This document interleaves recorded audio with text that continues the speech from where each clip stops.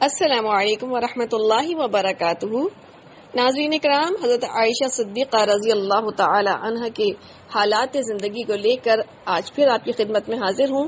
حضرت عائشہ رضی اللہ عنہ مکثرین صحابہ میں داخل ہیں، یعنی ان سے بہت زیادہ حدیثیں مروی ہیں۔ حضرت عائشہ سے 2210 حدیثیں مروی ہیں، جن میں سے 174 حدیثوں پر شیخین نے اتفاق کیا ہے، یعنی امام بخاری اور امام مسلم نے۔ امام بخاری رحمۃ اللہ علیہ نے اکیلے ان سے 54 حدیثیں روایت کی ہیں۔ 68 حدیثوں میں امام مسلم منفرد ہیں۔ بعض لوگوں کا قول ہے کہ احکام شرعیہ میں ان سے 1/4 منقول ہے۔ علم کلام کے متعدد مسائل ان کی زبان سے ادا ہوئے ہیں، چنانچہ رؤیت باری، علم الغیب، عصمت انبیاء، معراج، ترتیب خلافت اور سماع موتی وغیرہ کے متعلق انہوں نے جو خیالات ظاہر کیے ہیں، انصاف یہ ہے کہ ان میں ان کی گہری نظر کا پلہ بھاری نظر آتا ہے۔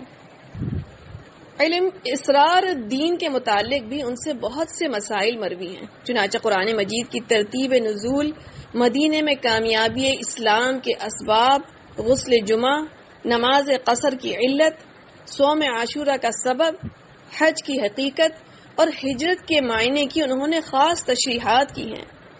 طب کے متعلق وہی عام معلومات تھیں جو گھر کی عام عورتوں کو ہوتی ہیں، البتہ تاریخ عرب میں وہ اپنا جواب نہیں رکھتی تھیں۔ عرب جاہلیت کے حالات، ان کے رسم و رواج، ان کے انساب، ان کی طرز معاشرت کے متعلق انہوں نے بعض ایسی باتیں بیان کی ہیں جو دوسری جگہ نہیں مل سکتی۔ اسلامی تاریخ کے متعلق بھی بعض اہم واقعات ان سے منقول ہیں، مثلا آغاز وحی کی کیفیت، ہجرت کے واقعات، واقعہ افک، نزول قرآن اور اس کی ترتیب، نماز کی صورتیں، رسول کریم صلی اللہ علیہ وآلہ وسلم کے مرض الموت کے حالات، غزوہ بدر، غزوہ احد، خندق، قریظہ کے واقعات، غزوہ ذات الرقاع میں نماز خوف کی کیفیت، فتح مکہ میں عورتوں کی بیعت، حجت الوداع کے ضروری حالات، حضرت صلی اللہ علیہ وسلم کے اخلاق اور عادات، خلافت صدیقی، حضرت فاطمہ رضی اللہ عنہ اور ازواج مطہرات کا دعوی میراث، حضرت علی رضی اللہ عنہ کا ملال قاطر اور پھر بیعت کے تمام مفصل حالات انہی کے ذریعے سے معلوم ہوئے ہیں۔ ربیع الاول 11 ہجری میں حضرت صلی اللہ علیہ وسلم نے وفات پائی۔ اس میں 13 دن بیمار رہے، جن میں 8 دن حضرت عائشہ رضی اللہ تعالی عنہا کے حجرے میں اقامت فرمائی۔ بہترین اخلاق کی بنا پر ازواج مطہرات سے صاف طور پر اجازت نہیں طلب کی، بلکہ پوچھا کہ کل میں کس کے گھر رہوں گا۔ دوسرا دن حضرت عائشہ رضی اللہ عنہا کے ہاں قیام فرمانے کا تھا۔ ازواج مطہرات رضی اللہ عنہن نے مرضی اقدس سمجھ کر عرض کی کہ آپ جہاں چاہیں قیام فرمائیں۔ کمزوری اور ضعف اس قدر زیادہ ہو گیا تھا کہ چلا نہیں جاتا تھا۔ حضرت علی اور حضرت عباس رضی اللہ عنہما دونوں بازو تھام کر بمشکل حضرت عائشہ رضی اللہ عنہا کے حجرے میں لائے۔ وفات سے 5 روز پہلے جمعرات کو آپ کو یاد آیا کہ حضرت عائشہ رضی اللہ عنہا کے پاس کچھ اشرفیاں رکھوائی تھیں۔ دریافت فرمایا کہ عائشہ، وہ اشرفیاں کہاں ہیں؟ کیا محمد اللہ سے بدگمان ہو کر ملے گا؟ جاؤ ان کو اللہ کی راہ میں خیرات کر دو۔ جس دن وفات ہوئی یعنی دوشنبہ کے روز بظاہر طبیعت کو سکون تھا، لیکن دن جیسے جیسے چڑھتا جاتا تھا آپ پر غشی طاری ہوتی تھی۔ حضرت عائشہ رضی اللہ عنہا فرماتی ہیں، آپ جب تندرست تھے تو فرمایا کرتے تھے کہ پیغمبروں کو اختیار دیا جاتا ہے کہ وہ خواہ موت کو قبول کریں یا حیات دنیا کو۔ اس حالت میں اکثر آپ کی زبان مبارک سے یہ الفاظ ادا ہوتے رہے، مع الذین انعم اللہ علیہم، اور کبھی یہ فرماتے اللہم فی الرفیق الاعلی۔ وہ سمجھ گئیں کہ اب آپ کو صرف رفاقت الہی مطلوب ہے۔ وفات سے ذرا پہلے حضرت ابوبکر صدیق رضی اللہ عنہ کے صاحبزادے عبد الرحمن رضی اللہ عنہ خدمت اقدس میں آئے۔ آپ حضرت عائشہ رضی اللہ عنہ کے سینے پر سر ٹیک کر لیٹے تھے۔ عبد الرحمن رضی اللہ عنہ کے ہاتھ میں مسواک تھی۔ مسواک کی طرف نظر جما کر دیکھا۔ حضرت عائشہ رضی اللہ عنہ سمجھیں کہ آپ مسواک کرنا چاہتے ہیں۔ عبد الرحمن رضی اللہ عنہ سے مسواک لے کر دانتوں سے نرم کی اور خدمت اقدس میں پیش کی۔ آپ نے بالکل تندرستوں کی طرح مسواک کیا، یعنی خوب اچھی طرح مسواک کیا۔ حضرت عائشہ رضی اللہ عنہا فخریاً کہا کرتی تھیں کہ تمام بیویوں میں مجھ ہی کو یہ شرف حاصل ہوا ہے کہ آخر وقت میں بھی میرا جھوٹا آپ نے اپنے منہ میں لگایا۔ اب وفات کا وقت قریب آ رہا تھا۔ حضرت عائشہ رضی اللہ عنہا آپ کو سنبھالے بیٹھی تھیں کہ اچانک بدن کا بوجھ معلوم ہوا۔ دیکھا تو آنکھیں پھٹ کر چھت سے لگ گئی تھیں اور روح پاک صلی اللہ علیہ وسلم عالم اقدس میں پرواز کر گئی تھی۔ حضرت عائشہ رضی اللہ عنہا نے آہستہ سے سر اقدس تکیے پر رکھ دیا اور رونے لگیں۔ حضرت عائشہ صدیقہ رضی اللہ عنہا کے ابواب مناقب کا سب سے زرعی باب یہ ہے کہ ان کے حجرے کو حضرت صلی اللہ علیہ وسلم کا مدفن بننا نصیب ہوا اور نعش مبارک اسی حجرے کے ایک گوشے میں سپرد خاک کی گئی۔ چونکہ ازواج مطہرات کے لیے اللہ نے دوسری شادی ممنوع کر دی تھی، اس لیے آپ صلی اللہ علیہ وسلم کے بعد حضرت عائشہ رضی اللہ تعالی عنہا نے 48 سال بیوگی کی حالت میں بسر کیے، اور اس زمانے میں ان کی زندگی کا مقصد صرف ایک تھا، اور وہ تھا قرآن و حدیث کی تعلیم۔ آپ صلی اللہ علیہ وسلم کی وفات کے 2 برس بعد 13 ہجری میں حضرت ابو بکر صدیق رضی اللہ عنہ نے انتقال فرمایا، اور حضرت عائشہ رضی اللہ عنہ کے لیے یہ سایہ شفقت بھی باقی نہ رہا۔ حضرت ابو بکر صدیق رضی اللہ عنہ کے بعد حضرت عمر رضی اللہ عنہ خلیفہ ہوئے تو انہوں نے حضرت عائشہ رضی اللہ عنہ کی جس قدر دلجوئی کی وہ خود اس کو اس طرح بیان فرماتی ہیں، کہتی ہیں کہ ابن خطاب نے حضرت صلی اللہ علیہ وسلم کے بعد مجھ پر بڑے بڑے احسانات کیے۔ حضرت عمر رضی اللہ عنہ نے تمام ازواج مطہرات کے لیے 10 ہزار درہم سالانہ وظیفہ مقرر فرمایا تھا، لیکن حضرت عائشہ رضی اللہ عنہا کا وظیفہ 12,000 تھا، جس کی وجہ یہ تھی کہ وہ آپ صلی اللہ علیہ وسلم کو سب سے زیادہ محبوب تھیں۔ حضرت عثمان رضی اللہ عنہ کے واقع شہادت میں حضرت عائشہ رضی اللہ عنہا مکے میں مقیم تھیں۔ حضرت طلحہ اور حضرت زبیر رضی اللہ عنہما نے مدینے سے جا کر ان کو واقعات سے آگاہ کیا تو دعوت اصلاح کے لیے بصرہ گئیں، اور وہاں حضرت علی رضی اللہ عنہ سے جنگ پیش آئی، جو جنگ جمل کے نام سے مشہور ہے۔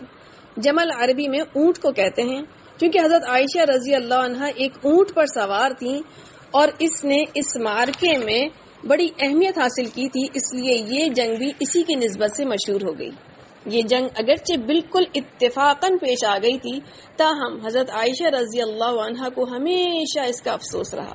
بخاری میں ہے کہ وفات کے وقت انہوں نے وصیت کی کہ مجھے روضہ نبوی صلی اللہ علیہ وسلم میں آپ کے ساتھ دفن نہ کرنا، بلکہ بقیع میں اور ازواج کے ساتھ دفن کرنا، کیونکہ میں نے آپ کے بعد ایک جرم کیا ہے۔ ابن سعد میں ہے کہ وہ جب یہ آیت پڑھتی تھیں وَقَرْنَ فِي بُيُوتِكُنَّ، اے پیغمبر کی بیویوں اپنے گھروں میں وقار کے ساتھ بیٹھو، تو اس قدر روتی تھیں کہ آنچل تر ہو جاتا۔ ادبی حیثیت سے وہ نہایت شیریں کلام اور فصیح اللسان تھیں۔ ترمذی میں موسیٰ بن طلحہ کا یہ قول ہے، میں نے عائشہ رضی اللہ عنہا سے زیادہ کسی کو فصیح اللسان نہیں دیکھا۔ خطابت کے لحاظ سے بھی حضرت عمر اور حضرت علی رضی اللہ عنہما کے سوا تمام صحابہ کرام میں ممتاز تھیں۔ جنگ جمل میں انہوں نے جو تقریریں کی ہیں وہ جوش اور زور کے لحاظ سے اپنا جواب نہیں رکھتی۔ ایک تقریر میں وہ فرماتی ہیں، لوگوں خاموش خاموش، تم پر میرا مادری حق ہے، مجھے نصیحت کی عزت حاصل ہے، سو اس شخص کے سوا جو اللہ کا فرما بردار ہے مجھے کوئی الزام نہیں دے سکتا۔ آپ صلی اللہ علیہ وسلم نے میرے سینے پر سر رکھے ہوئے وفات پائی ہے، میں آپ کی محبوب ترین بیوی ہوں، اللہ نے مجھ کو دوسروں سے ہر طرح محفوظ رکھا، اور میری ذات سے مومن اور منافق میں تمیز ہوئی، اور میرے ہی سبب سے تم پر اللہ نے تیمم کا حکم نازل فرمایا۔ پھر میرا باپ دنیا میں تیسرا مسلمان ہے، اور غار سور میں 2 کا دوسرا تھا، اور پہلا شخص تھا جو صدیق کے لقب سے مخاطب ہوا۔ رسول کریم صلی اللہ علیہ وسلم نے اس سے خوش ہو کر اس کو طوق خلافت پہنا کر وفات پائی۔ اس کے بعد جب مذہب اسلام کی رسی ہلنے لگی تو میرا ہی باپ تھا جس نے اس کے دونوں سرے تھام لیے، جس نے نفاق کی باغ روک دی، جس نے ارتداد کا سر چشمہ خشک کر دیا، جس نے یہودیوں کی آتش افروزی سرد کی۔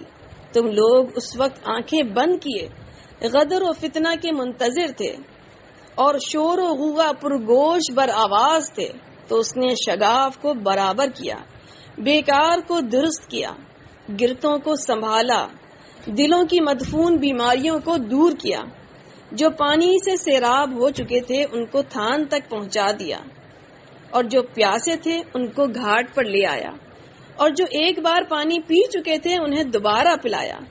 جب وہ نفاق کا سر کچل چکا اور اہل شرک کے لیے آتش جنگ مشتعل کر چکا اور تمہارے سامان کی گٹھری کو ڈوری سے باندھ چکا تو اللہ نے اسے اٹھا لیا۔ ہاں، میں سوال کا نشانہ بن گئی ہوں کہ فوج لے کر نکلی ہوں۔ میرا مقصد اس سے گناہ کی تلاش اور فتنے کی جستجو نہیں ہے جس کو میں پامال کرنا چاہتی ہوں۔ جو کچھ کہہ رہی ہوں سچائی اور انصاف کے ساتھ تنبیہ اور اتمام حجت کے لیے۔ حضرت عائشہ رضی اللہ عنہا اگرچہ شعر نہیں کہتی تھیں، تاہم شاعرانہ مذاق اس قدر عمدہ پایا تھا کہ حضرت حسان بن ثابت جو عرب کے مشہور شاعر تھے ان کی خدمت میں اشعار سنانے کے لیے حاضر ہوتے تھے۔ امام بخاری میں لکھا ہے، امام بخاری نے الادب المفرد میں لکھا ہے کہ حضرت عائشہ رضی اللہ عنہا کو کعب بن مالک کا پورا قصیدہ یاد تھا۔ اس قصیدے میں کم و بیش 40 شعر تھے۔ کعب رضی اللہ عنہ کے علاوہ ان کو دیگر جاہلی اور اسلامی شعراء کے اشعار بھی بکثرت یاد تھے جن کو وہ مناسب موقعوں پر پڑھا کرتی تھیں۔ حضرت عائشہ نہ صرف ان تمام علوم کی ماہر تھیں بلکہ دوسروں کو بھی ماہر بنا دیتی تھیں۔ چنانچہ ان کے دامن تربیت میں جو لوگ پرورش پا کر نکلے، اگرچہ ان کی تعداد 200 کے قریب ہے، لیکن ان میں جن کو زیادہ قرب حاصل تھا وہ یہ ہیں: عروہ بن زبیر، قاسم بن محمد، ابو سلمہ بن عبد الرحمن، مسروق، عمرہ، صفیہ بنت شیبہ، عائشہ بنت طلحہ، معاویہ عدویہ رضی اللہ عنہم۔ اخلاقی حیثیت سے بھی حضرت عائشہ رضی اللہ عنہا بلند مرتبہ رکھتی تھیں۔ وہ نہایت قانع تھیں، غیبت سے بہت بچا کرتی تھیں، احسان کم قبول کرتی، اگرچہ خود ستائی ناپسند تھی تاہم نہایت خوددار تھیں۔ شجاعت اور دلیری بھی ان کا خاص جوہر تھا۔ ان کا سب سے نمایاں وصف جود و سخا تھا۔ حضرت عبداللہ بن زبیر رضی اللہ عنہما فرمایا کرتے تھے کہ میں نے ان سے زیادہ سخی کسی کو نہیں دیکھا۔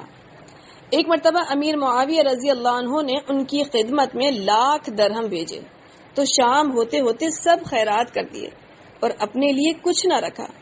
اتفاق سے اس دن روزہ رکھا تھا۔ لونڈی نے عرض کیا کہ افطار کے لیے کچھ نہیں ہے۔ فرمایا پہلے کیوں نہیں یاد دلایا، اور 1,00,000 درہم شام ہوتے ہوتے خیرات کر دیے۔ ایک دفعہ حضرت عبداللہ بن زبیر رضی اللہ عنہما جو ان کے منہ بولے بیٹے تھے ان کی فیاضی دیکھ کر گھبرا گئے اور کہا کہ اب ان کا ہاتھ روکنا چاہیے۔ حضرت عائشہ رضی اللہ عنہا کو معلوم ہوا تو سخت ناراض ہوئی اور قسم کھائی کہ ان سے بات نہ کریں گی۔ چنانچہ ابن زبیر رضی اللہ عنہما مدت تک معتوب رہے اور بڑی مشکل سے ان کا غصہ دور ہوا۔ حضرت عائشہ صدیقہ رضی اللہ عنہا نہایت خشوع و خضوع والی اور عبادت گزار تھیں۔ چاشت کی نماز برابر پڑھتی، فرماتی تھیں کہ اگر میرا باپ بھی قبر سے اٹھ آئے اور مجھ کو منع کرے تب بھی میں باز نہ آؤں گی۔ آن حضرت صلی اللہ علیہ وسلم کے ساتھ راتوں کو اٹھ کر تہجد کی نماز ادا کرتی تھیں اور اس کی اس قدر پابند تھیں کہ آن حضرت صلی اللہ علیہ وسلم کے بعد جب کبھی یہ نماز قضا ہو جاتی تو نماز فجر سے پہلے اٹھ کر پڑھ لیتی تھیں۔ رمضان میں تراویح کا اہتمام کرتی تھیں اور زکوان ان کا غلام ان کی امامت کرتا اور وہ مقتدی ہوتی۔ اکثر روزے رکھا کرتی تھیں۔ حج کی بھی شدت سے پابند تھی، ہر سال اس فرض کو ادا کرتی، غلاموں پر شفقت کرتی اور ان کو خرید کر آزاد کرتی تھیں۔ ان کے آزاد کردہ غلاموں کی تعداد 69 ہے۔ حضرت عائشہ صدیقہ رضی اللہ عنہا نے امیر معاویہ کا آخر زمانہ خلافت تھا کہ رمضان 58 ہجری میں حضرت عائشہ رضی اللہ عنہا نے رحلت فرمائی۔ اس وقت 67 برس ان کی عمر تھی اور وصیت کے مطابق جنت البقیع میں رات کے وقت مدفون ہوئی۔ قاسم بن محمد، عبداللہ بن عبد الرحمن، عبداللہ بن ابی عتیق، عروہ بن زبیر اور عبداللہ بن زبیر رضی اللہ عنہم نے قبر میں اتارا۔ اس وقت حضرت ابو ہریرہ رضی اللہ عنہ مروان بن حکم کی طرف سے مدینے کے حاکم تھے، اس لیے انہوں نے نماز جنازہ پڑھائی۔ علمی حیثیت سے حضرت عائشہ رضی اللہ عنہا کو نہ صرف عورتوں پر نہ صرف دوسری امہات المومنین پر، نہ صرف خاص صحابیوں پر، بلکہ چند کو چھوڑ کر تمام صحابہ پر فوقیت حاصل تھی۔ چنانچہ حضرت ابو موسیٰ اشعری رضی اللہ عنہ روایت کرتے ہوئے کہتے ہیں، ہم کو کبھی کوئی ایسی مشکل بات پیش نہیں آئی جس کو ہم نے عائشہ رضی اللہ عنہ سے پوچھا ہو اور ان کے پاس اس کے متعلق کچھ معلومات نہ ہو۔ یہ تو تھے حضرت عائشہ صدیقہ رضی اللہ عنہ کی حالات زندگی۔ اللہ تبارک و تعالی ہم مسلمان عورتوں کو ان کے نقش قدم پر چلنے کی توفیق عطا فرمائے، آمین۔ السلام علیکم ورحمۃ اللہ وبرکاتہ۔